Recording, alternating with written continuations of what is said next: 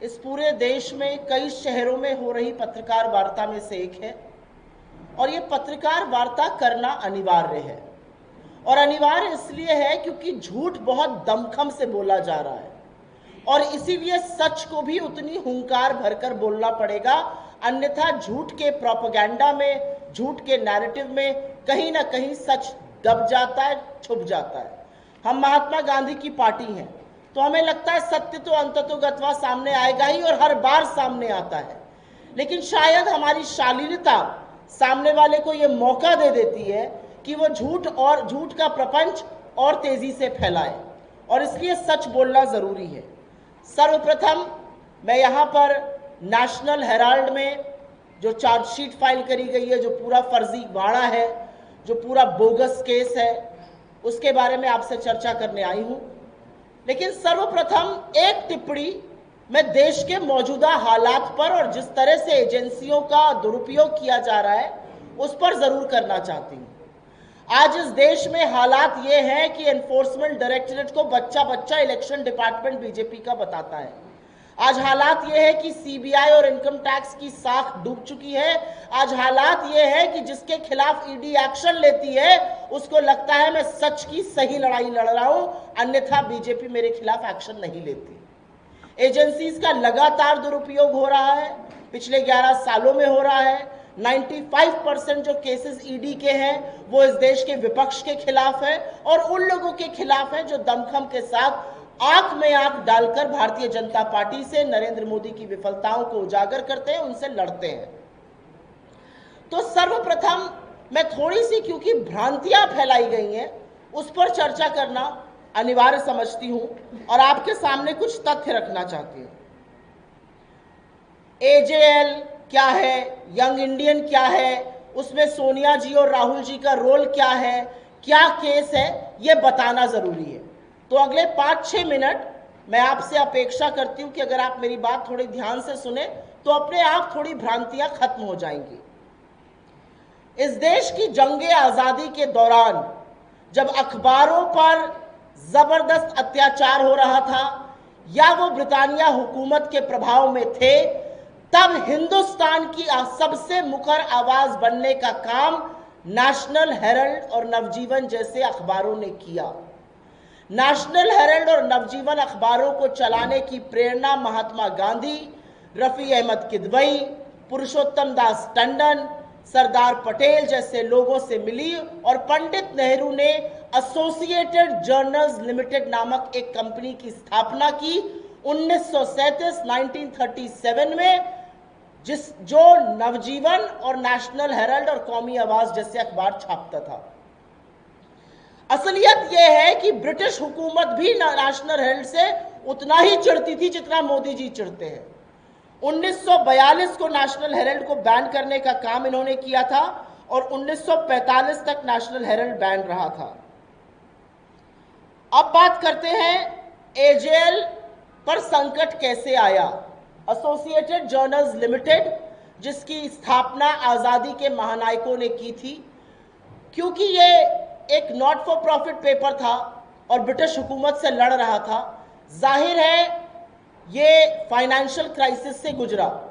इसके ऊपर लगातार डेट बर्डन, जिसको कि कर्जा कहते हैं, वो बढ़ता गया और एक वक्त ऐसा आया कि नेशनल हेरल्ड का छपना टेम्परेरी बंद हो गया।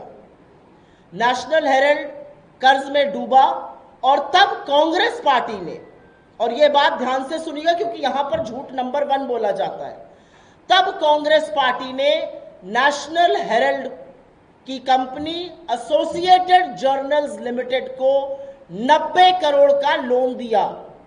यह लोन एक साथ नहीं दिया गया, यह लोन 100 बैंक ट्रांजैक्शन और चेक के माध्यम से दिया गया। इसका सारा ब्यौरा, इसका स्टेटमेंट हमारे जो पार्टी का स्टेटमेंट है उसमें है, जो पीपल्स ऑफ रिप्रेजेंटेशन एक्ट के अंतर्गत हम हर साल ईसी को देते हैं।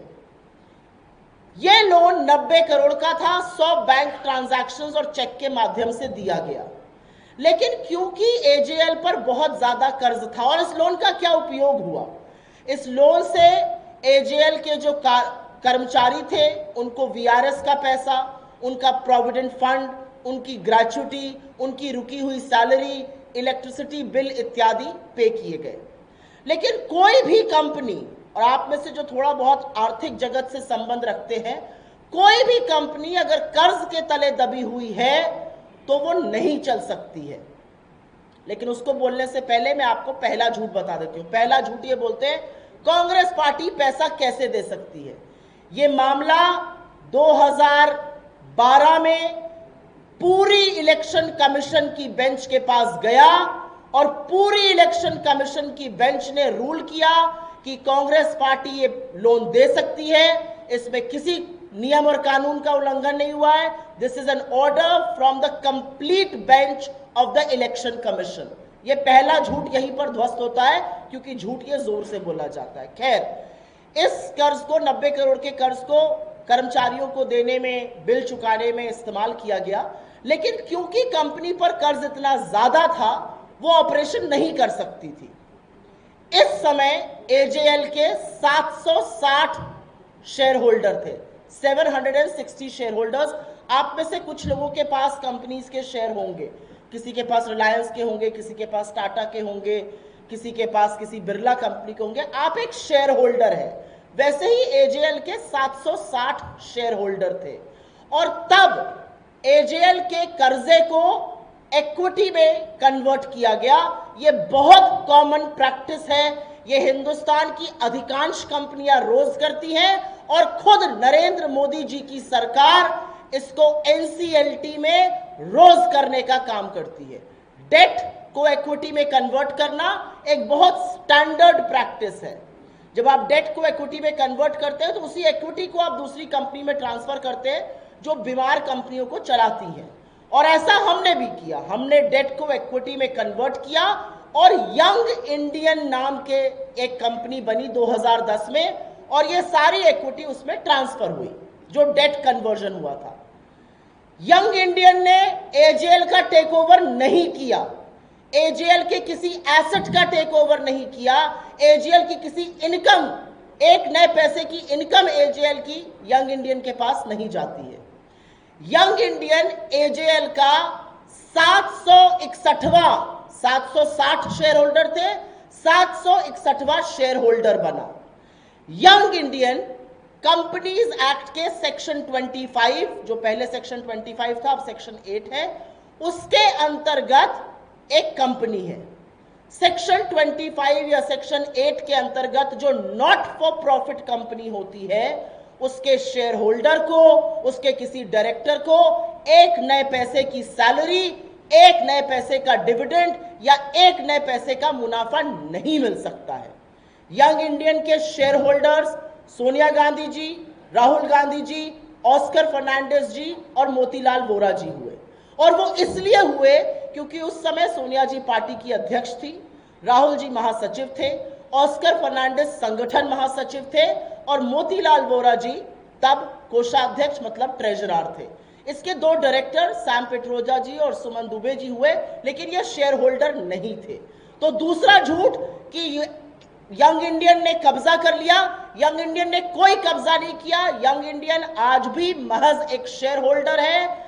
एजेएल के 6 प्रॉपर्टीज हैं जो उसकी है, एजेएल की इनकम उसकी है। एजेएल एक नए पैसे का प्रॉफिट यंग इंडियन को नहीं देता और यंग इंडियन अपने शेयर होल्डर्स को एक पैसा नहीं दे सकता। तो तीसरा झूठ कि राहुल जी या सोनिया जी या अन्य कोई खूब पैसा बना रहा है, वो सफेद झूठ है क्योंकि वो पैसा बना ही नहीं सकते हैं सेक्शन 25 कंपनी के अंतर्गत।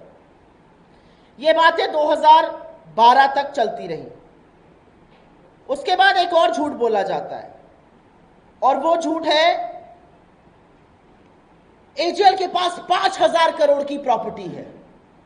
इसी सरकार के इनकम टैक्स डिपार्टमेंट ने असेसमेंट किया और जो पेपर्स दायर हुए उसमें भी एजेएल की प्रॉपर्टीज की value 359 crore. Please listen to this carefully क्योंकि ये 5वां झूठ बोला जाता है। 5000 करोड़ की प्रॉपर्टी का झूठ और सच इनका इनकम टैक्स डिपार्टमेंट बताता है प्रॉपर्टी महज 359 करोड़ की है। इस पूरे मामले में सुब्रमण्यन स्वामी इलेक्शन कमीशन गए और जैसा कि मैंने पहले आपको बताया था, इलेक्शन कमीशन ने रूल किया इसमें कोई धांधली नहीं है, कांग्रेस पार्टी ये पैसा दे सकती है। उसके बाद सुब्रमण्यम स्वामी ने बीजेपी के इलेक्शन डिपार्टमेंट, एनफोर्समेंट डायरेक्टरेट को लगातार मनी लॉन्ड्रिंग का केस लिखने की चिट्ठियां लिखी। एनफोर्समेंट डायरेक्टरेट ने इस मामले को देखा, 2-3 बार इसकी सर्वेक्षण हुआ और एनफोर्समेंट डायरेक्टरेट ने 2014 में 2015 में मोदी जी की सरकार बनने के बाद कहा इसमें कोई भी मनी लॉन्ड्रिंग नहीं है। और यह कितनी हास्यास्पद बात है कि यह पूरी चार्जशीट उस केस में दायर हुई है, मनी लॉन्ड्रिंग के चार्जेस लगाए गए हैं, जहां पर एक पैसे का लेन देन, एक प्रॉपर्टी का इधर से उधर, एक प्रॉपर्टी का या एसेट ओनरशिप ट्रांसफर नहीं हुई है। खैर, एनफोर्समेंट डायरेक्टरेट ने कहा इसमें कोई मनी लॉन्ड्रिंग केस नहीं है। यह अलग बात है कि उस डायरेक्टर को तुरंत बीजेपी ने 2015 में हटा दिया, तब डायरेक्टर कटोच थे, उनको हटाकर स्पेशल डायरेक्टर अपने लोगों को डालने की कोशिश हुई। वो डायरेक्टर जिनको तमाम बार एक्सटेंशन मिला और उनका क्या आर्थिक पृष्ठभूमि है मुझे नहीं पता, लेकिन आज वो पीएम की इकोनॉमिक एडवाइजरी काउंसिल में मिश्रा जी मेंबर है। तो ये सारा घोलमाल बीजेपी ने किया। खैर, 2013 से 2020 तक सुब्रमण्यम स्वामी ने इस पूरी कवायद करी, कोर्ट में इस पर मुकदमा लड़ा। लेकिन 2020 में जब सुब्रमण्यम स्वामी को हमारे लॉयर्स ने क्वेश्चन शुरू किया तो खुद स्वामी ने हाई कोर्ट से अपने ही केस में स्टे ले लिया। लेकिन उस समय वो नरेंद्र मोदी जी की और अमित शाह की भी थोड़ी असलियत और कलई खोलने लगे थे, तो मोटा भाई और छोटा भाई को लगा कि कहीं ये बिदक ना जाए, तो उन्होंने 2021 में इस पूरे केस में सरकार की तरफ से एक केस दायर किया। और यह डेट थोड़ी जरूरी है, 2021 में सरकार ने केस दायर किया। 2023 में एनफोर्समेंट डायरेक्टरेट ने एक प्रोविजनल अटैचमेंट ऑर्डर इशू किया, इसको किसी कोर्ट को स्वीकृति देनी होती है। 10 अप्रैल 2024 पिछले साल 10 अप्रैल 2024 को एक ट्राइब्यूनल ने इस प्रोविजनल अटैचमेंट ऑर्डर को अप्रूव किया और उसकी कंडीशन थी कि 365 दिन के अंदर चार्जशीट दायर होनी चाहिए, अन्यथा केस बन जाता। मोदी जी 11 साल से सत्ता में है, 12 साल पुराना केस है। 365वें दिन ऑन द 365th डे 9 अप्रैल 2025 को आनन फानन में इधर उधर हाथ पैर मारकर एक चार्जशीट दायर करी गई और उसमें इतने हास्यास्पद चार्जेस लगाए गए। और जैसा कि मैंने कहा, मनी लॉन्ड्रिंग का चार्ज उस केस में जहां पर एक पैसे का आदान प्रदान नहीं हुआ है।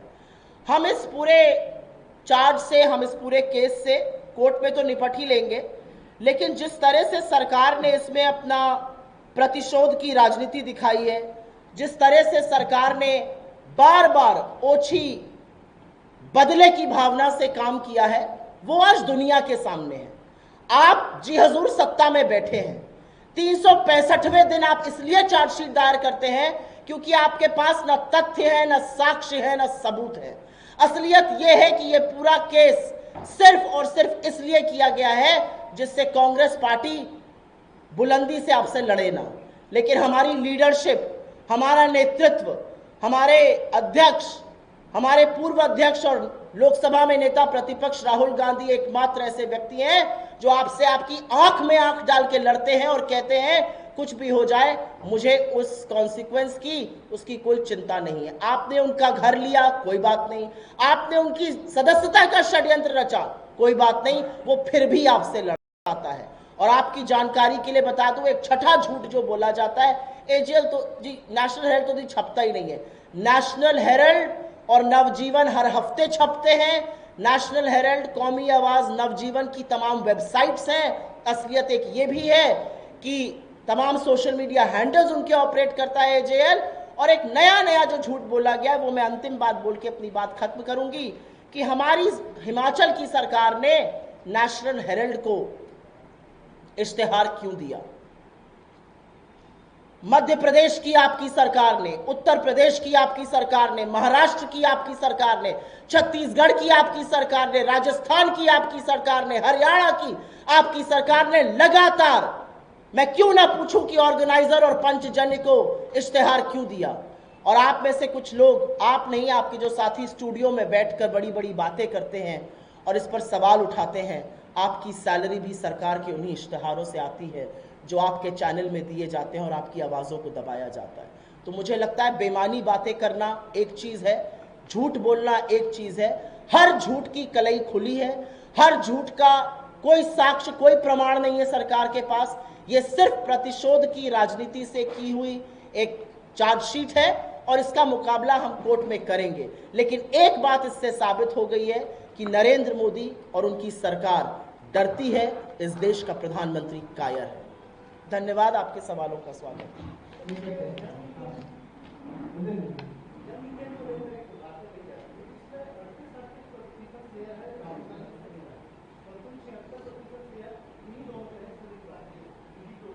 यंग इंडियन एक नॉट फॉर प्रॉफिट कंपनी है जो डेट 90 करोड़ की थी। जब वो इक्विटी में ट्रांसफर हुई तो कुछ शेयर बने, मान लीजिए 10 शेयर बने। 10 शेयर, अगर 4 शेयर होल्डर्स हैं तो 2.5 शेयर सबको मिला। इसमें क्या बड़ी बात है?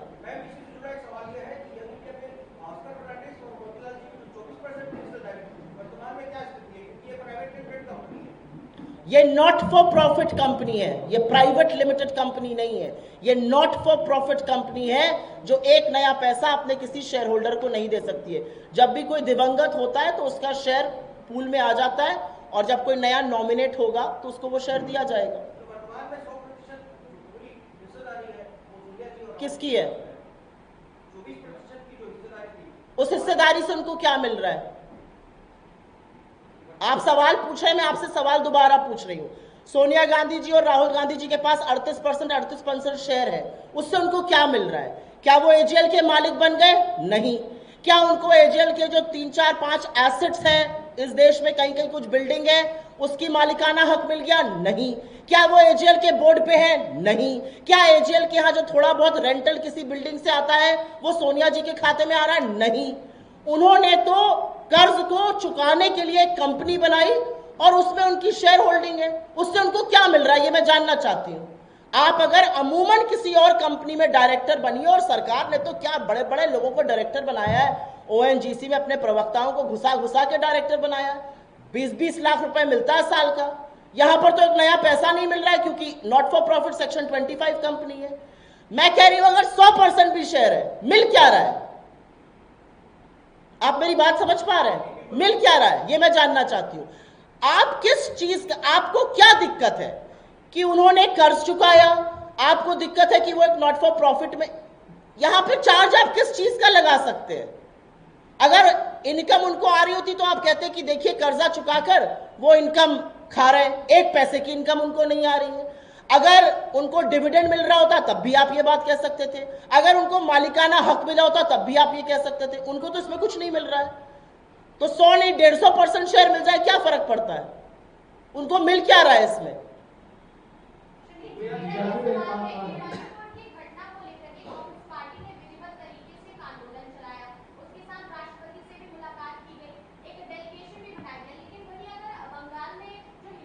पहले मैं इस मुद्दे पर बात करूंगी, मैं आपके सवाल का जवाब दूंगी, लेकिन इसके बाद आपने इतनी देर मेरी बात सुनी, मैंने बोला अगर इस पर सवाल है तो वो पूछिए, आपके सवाल का जवाब दूंगी, लेकिन पहले नहीं।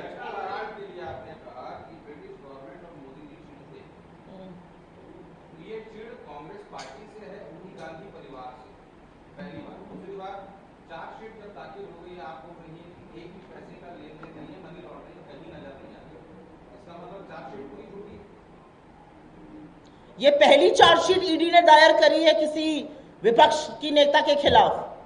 2014 के बाद से, प्रत्यक्षम किम प्रमाणम, 2014 के बाद से लगातार झूठे मुकदमे विपक्षी नेताओं के खिलाफ चलाए जा रहे हैं। 95% केसेस विपक्षी नेताओं के खिलाफ चलते हैं।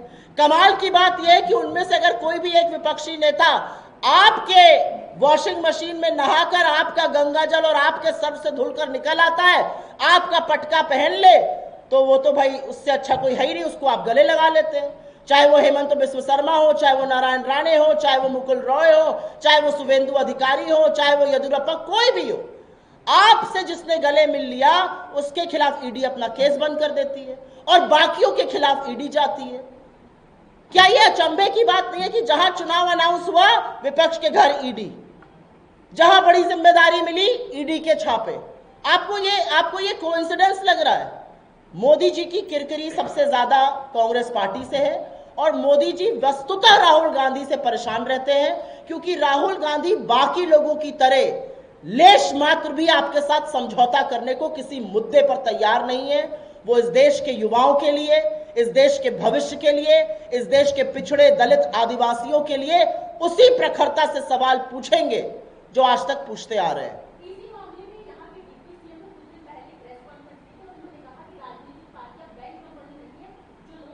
क्या नहीं है?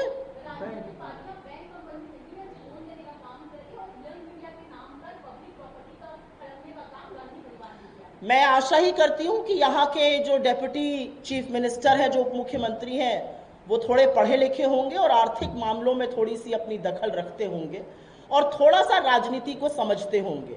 अगर समझते तो इस तरह की बात नहीं करते। अगर आप लोग भी शायद तथ्य जानते तो आप उनसे पूछते कि आप ये सफेद सपाट झूठ क्यों बोल रहे हैं? आप कौन हैं? क्या आप पीपल ऑफ रिप्रेजेंटेशन एक्ट से बड़े हैं? क्या आप चुनाव आयोग से बड़े? क्योंकि चुनाव आयोग की पूरी बेंच ने इस पर अपना जजमेंट 2012 में दिया है। तो क्या यहाँ के उप मुख्यमंत्री उस जजमेंट को खारिज कर रहे हैं? क्या वो कह रहे हैं कि चुनाव आयोग का वो जजमेंट गलत है? क्या उनको इस बारे में जानकारी भी है? क्या वो नॉट फॉर प्रॉफिट कंपनी का मतलब भी समझते हैं? मेरे सामने अगर उप मुख्यमंत्री जी आए तो मैं सबसे पहले उनसे पूछूंगी, हर घंटे 5 नाबालिगों के साथ यौन शोषण के मामले सामने आ रहे हैं, उस पर बात करिए आप। तकनीकी और लीगली तौर पे जी, यंग इंडियन कंपनी की 5 लाख रुपए में 90 करोड़ के ट्रांसफर के लिए बनाई, तकनीकी रूप से लीगली तौर पे आप कह रहे हैं कि सही है, लेकिन क्या नैतिक रूप से ही सही था? नैतिक क्या गलत है इसमें, आप मुझे समझाइए। तो मैं अगर डेट टू इक्विटी कन्वर्जन, आप यही पूछे ना कि 50 लाख के स्टैम्प पेपर पे 90 करोड़ की डेट इक्विटी में कैसे बदल गई। अगर ये नैतिक रूप से गलत है तो नरेंद्र मोदी की सरकार और उनके वित्त मंत्री जेल जाएंगे, क्योंकि यही काम सरकार एनसीएलटी में करती है, रोज करती है। यही काम सरकार एनसीएलटी में रोज करती है। जो कंपनियों पर कर्जा बढ़ जाता है, डेट बर्डन बढ़ जाता है, जिनकी रिस्ट्रक्चरिंग करनी होती है, सरकार रोज उन कंपनी की डेट को इक्विटी में ट्रांसफर करती है। छोटा सा एग्जांपल अभी मुझे याद आ रहा है, भूषण स्टील, टाटा स्टील को बेचनी थी, जहां तक मुझे याद है टाटा स्टील को ही बिकी थी भूषण स्टील, उनका पूरा डेट इक्विटी में ट्रांसफर किया गया। सरकार एनसीएलटी में रोज ये काम कर रही है। तो ये नैतिक है, ये संवैधानिक है, ये लीगल है, ये टेक्निकल है, ये तो मैं फैसला आप पर छोड़ देती हूं। लेकिन अगर ये नैतिक नहीं है तो सरकार ये काम क्यों कर रही है? सरकार को भी नहीं करना चाहिए। जो चीजें अर्थ जगत में अमूमन चलती हैं, जिस तरह से कंपनियां चलाई जाती हैं, वही हमने भी किया। एक भी इसमें कोई घपला नहीं है, एक भी साक्ष्य आप कुछ नहीं कर। आपको ये नहीं लगता कि 11 साल से नरेंद्र मोदी सत्ता में बैठे हुए हैं, और अगर वाकई में इसमें कुछ त्रुटि होती तो नरेंद्र मोदी जैसे व्यक्ति, जिनको बर्दाश्त नहीं है सामने वाला उनके सामने बोले, वो इस मामले में 11वें साल तक हाथ पे हाथ धरे बैठे रहते, 365वें दिन का इंतजार करते। इतना तो मेरे भाई आप भी मोदी जी को जानते हैं।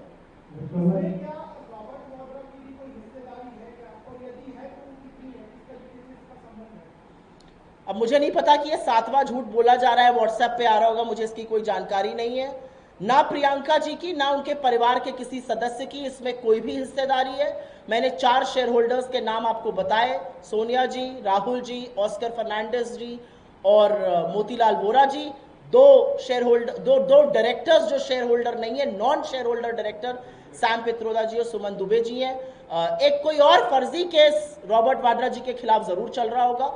आपने उनसे 23,000 डॉक्यूमेंट लिए हैं, 20 साल से आप उनसे पूछताछ कर रहे हैं। मुझे तो ईडी के उन ऑफिसर पे तरस आता है जिनको कुप्रभावों के चलते ये सब करना पड़ रहा है। आपको मैं बार बार 20 साल बुलाऊं और वही सवाल दोहराऊं तो आपको मेरी क्षमता पर, मेरी कर्मठता पर तो सवाल उठाना चाहिए, और ये सवाल हम ईडी पर भी उठाते हैं।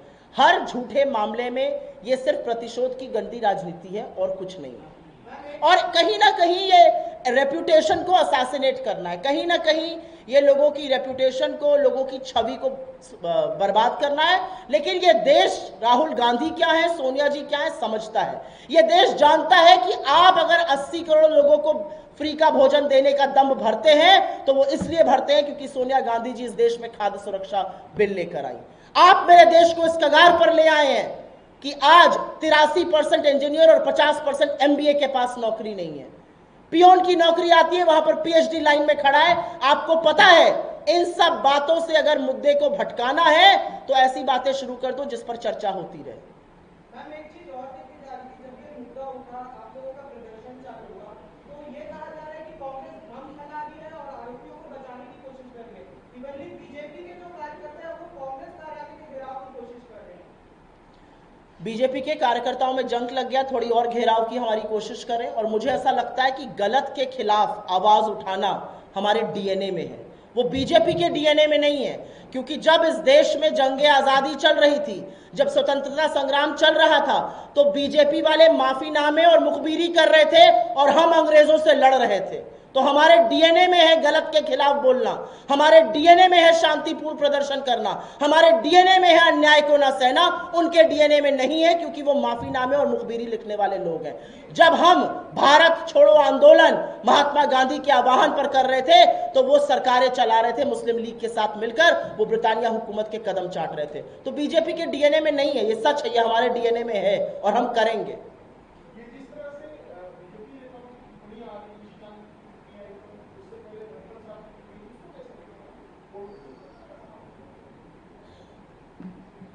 इस देश के सर्वोच्चतम न्यायालय के सबसे ऊंचे पद पर बैठे सर्वोच्च न्यायाधीश के खिलाफ बीजेपी का एक सांसद यह कहता है कि देश में गृह युद्ध उनकी वजह से चल रहे हैं। उससे पलड़ा झाड़ने का काम कुछ ही घंटों में बीजेपी के राष्ट्रीय अध्यक्ष JP नड्डा जी करते हैं।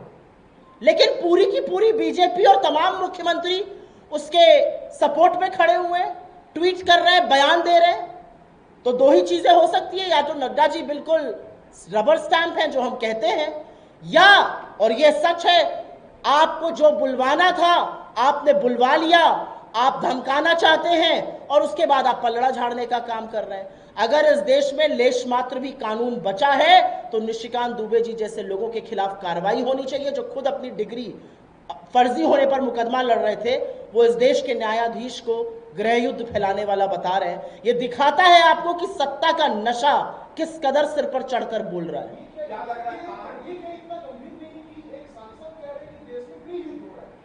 बिल्कुल है, और मुझे ऐसा लगता है वो अमित शाह की कलई खोल रहे हैं।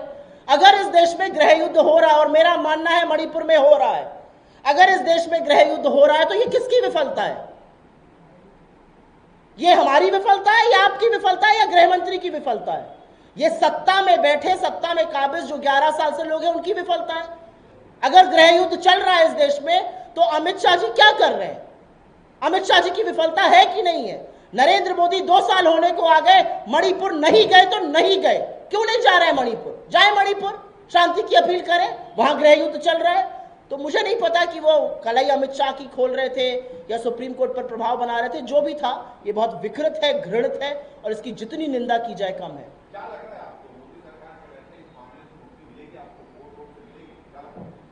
मुझे ऐसा लगता है कि मेरी न्यायपालिका में बहुत उम्मीद है, और नरेंद्र मोदी सरकार ने क्या क्या करने की कोशिशें नहीं करी हैं 11 साल में, अगर उस पर चर्चा करने के लिए आ जाएंगे तो पूरा दिन पूरी रात बीत जाएगी और फिर भी उनकी काली करतूतें खत्म नहीं होंगी। मैं पूरी तरह से आश्वस्त हूं, क्योंकि केस में कुछ नहीं है। थोड़ा बहुत मेरा बैकग्राउंड अर्थ जगत से जुड़ा हुआ रहा है, 20-25 साल पत्रकारिता अर्थ जगत की ही करी है। एक भी ऐसा पॉइंट नहीं है जहां पर सरकार के पास कोई भी तथ्य है। इनफैक्ट सरकार की चार्जशीट अपने ही डिपार्टमेंट्स को कॉन्ट्रडिक्ट करती है। सरकार की चार्जशीट अगर मनी लॉन्ड्रिंग पर है तो पैसे का आदान प्रदान दिखाएं, पैसे का लेन देन दिखाएं। एक पैसे का लेन देन नहीं और मनी लॉन्ड्रिंग का आपने चार्ज लगाया हुआ है। तो मेरा अपना मानना है कि न्यायपालिकाओं पे हमें विश्वास है। ये सारी बातें मुद्दों से भटकाने के लिए, परेशान करने के लिए, छवि बिगाड़ने के लिए। नरेंद्र मोदी भी जानते हैं इसमें कोई भी ऐसी चीज नहीं है जिस पर वो कुछ प्रूफ कर पाए।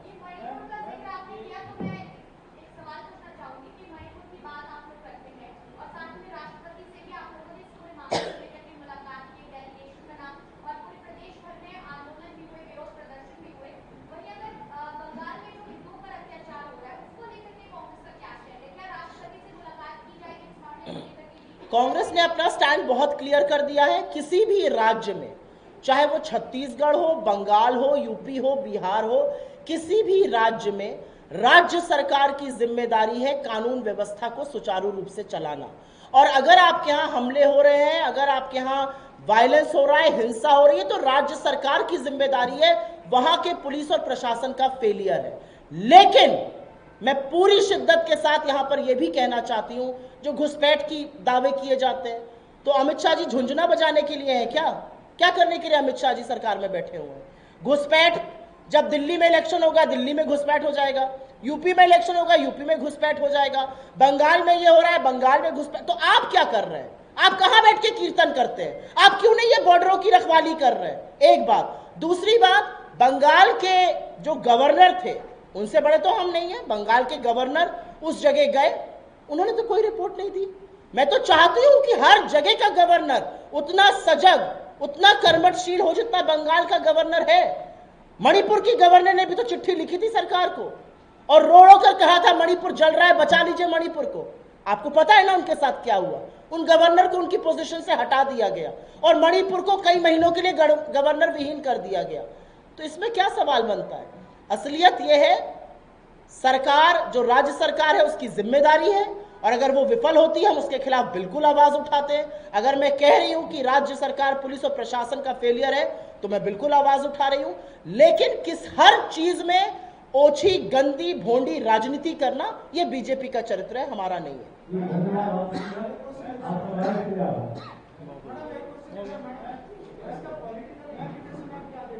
किसका? इसका पॉलिटिकल इम्प्लीकेशन 4 साल का बच्चा आपको बाहर सड़क पे बता देगा कि नरेंद्र मोदी डरपोक है, उनको बिहार के पहले मुद्दा भटकाने के लिए एक विषय चाहिए था और वो कर रहे हैं। उनको लगता है कि क्योंकि कलई खुल रही है अडानी पर और तमाम चीजों पर, वो इस तरह की चीजें कर रहे हैं। इसका पॉलिटिकल इम्प्लीकेशन ये है। धन्यवाद। इस खबर पर अपनी राय हमारे कमेंट बॉक्स में जरूर दें।